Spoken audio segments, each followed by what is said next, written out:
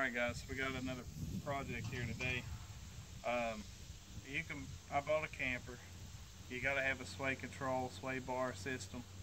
You know, I noticed that immediately coming home. And I didn't have it. Now you can buy a hitch with a sway control ball and tab, but that's 160 some bucks. Now or you can make it yourself. You got a welder, do it yourself. So you can order this piece, this tab, on Amazon for 10 bucks, and you can order the ball for 6 bucks. So it's made by Kurt, and it's just a piece of steel with the hole pre-drilled, and then you buy the ball separate. So 10 bucks, and that's a $20 hitch from Kurt as well. And what I'm going to do, it's not holding weight, I'm just going to weld that sucker right there, and then it'll turn it into the same thing as a $160 hitch. So, wish us the best of luck. This is what we do. Now what I've done to pre-do this is I've skinned me a spot right here for my ground clamp. I've skinned the paint off of that, and then I beveled, I don't know if you can see, but I beveled these two ends. So that really helps get the weld in there just a little bit tighter. Now I've got 70/18s, 3/32, and I want to use the Commander, the Vulcan Commander, to weld it on. Give me just a minute here to get set up, and we'll go from there. All right, we got the Vulcan Commander on, 3/32, 70/18. We're going to try and weld this sucker on here. So, wish me luck.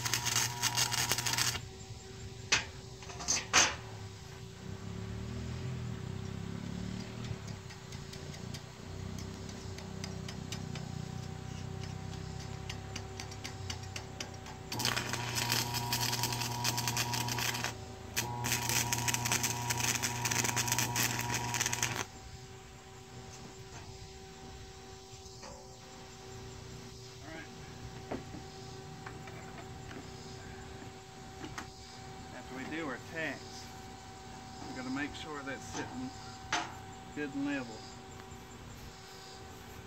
which it looks to be. It looks to be pretty level. So let's go ahead. I already had my tipper handy.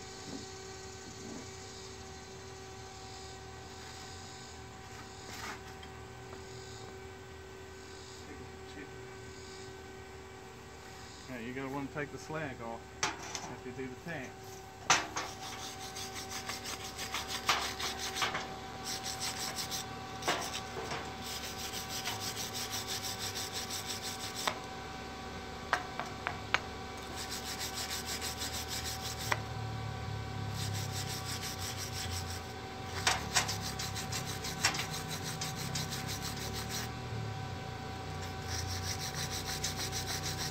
Once your slag good and off there, you can make your tack.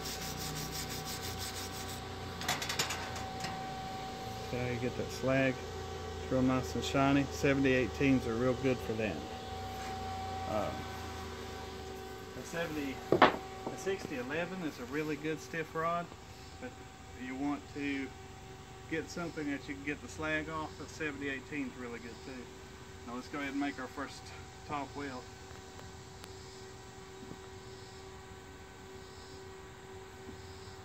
Let's make a bottom.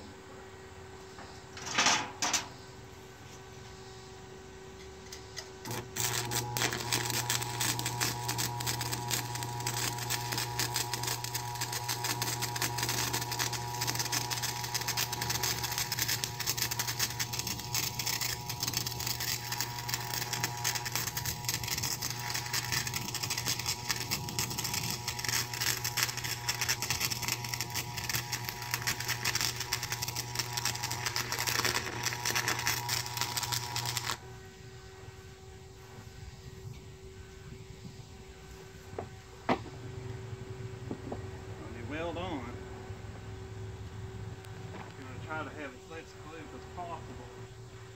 It seems like I have a lot of glue here, just a little bit, which is okay. Then my chipping hammer, I have no idea where in the heck it is.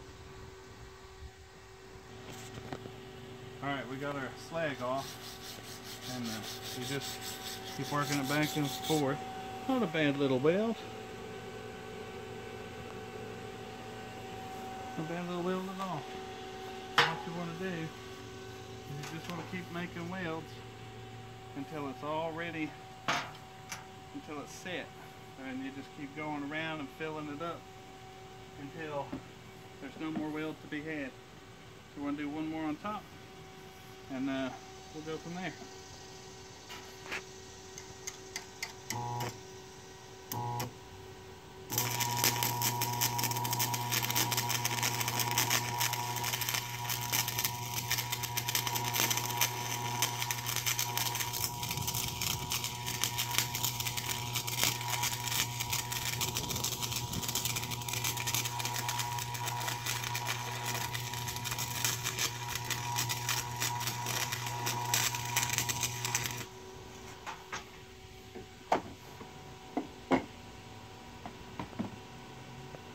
Chip that off.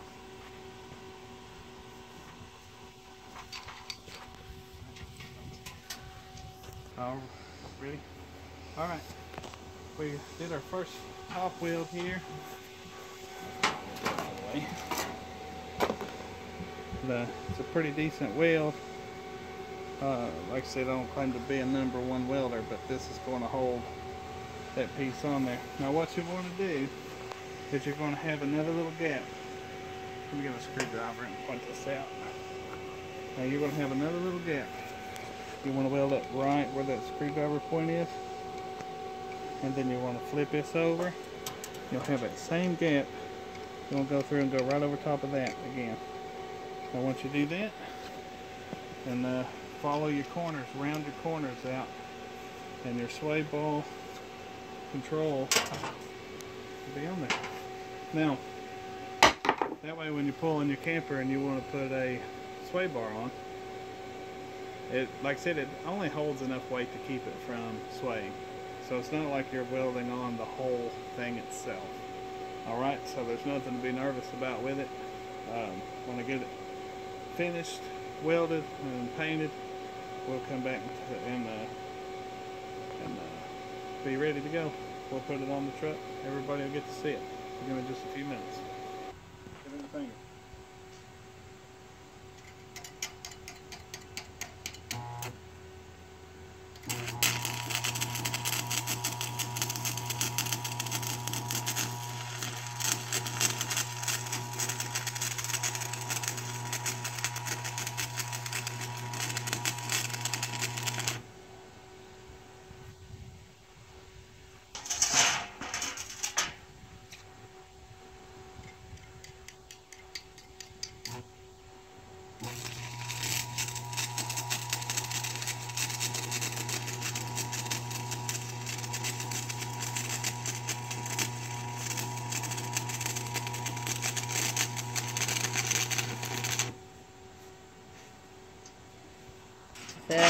Good. Alright, I'm getting a little bit of a hit of myself there. Just a second. I had to take the ball off to get in there nice and tight, so give me just a second here. Alright, here's what we got. We got a good stiff weld there. Got a good solid weld there. So this thing ain't never coming off. So just a little bit of time, a little bit of practice. Sure, everybody can weld a little better than what they do, but you know, it's life. It's just holding this thing on anyway, so we're good to go. Give me a little bit, we're going to paint it and bring it back. Okay. Alright, we got the finished product. It's not painted yet like I promised. My battery's about to die. But what I did is I took the grinder and went through, just kind of smoothed it out a little bit, nothing major. And you know, just made sure we got plenty on it. I might go back around since it's not painted and do another couple welds, but that ain't coming off. I mean, everybody say what they want, but that's not coming off. Um, when I get the finished product, what I might do is go through and put one more good weld through there, smooth it out, put another good weld on that one, smooth it out, and then this thing's hot. I'm gonna let it sit there and do its thing, and then I'll paint it, put it back on the truck, and I'll put my full 200-pound butt right on that ball, and we'll see if it falls off. But I can almost guarantee this ain't going nowhere. That's the beauty of having your own welder. You can put as many welds on this as you need to make sure this is never going to come off.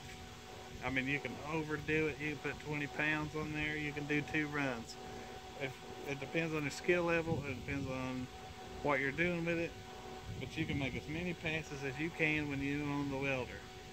And that's what makes you able to do stuff like this. So everybody have a good day. We'll come back to this a little later on with a part 2. And subscribe. And there's a lot more videos to come, I promise you that. We're going to start maybe focusing towards camping, accessories and trips, and you know, little things like this that you have to do to make sure that you're successful out on the road. So thanks for watching the channel, and subscribe if you would. Thanks.